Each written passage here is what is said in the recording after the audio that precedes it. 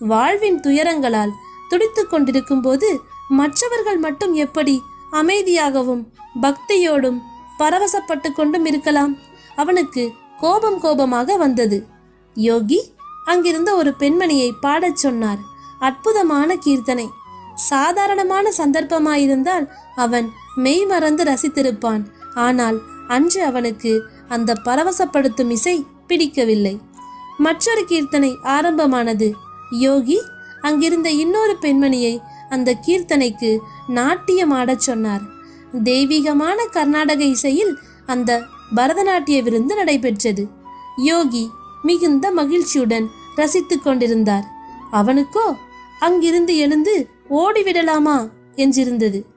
யோகி அவன் கையை கெட்டியாக பிடித்திருந்தார். இசையும் நாட்டியமும் முடிந்தன.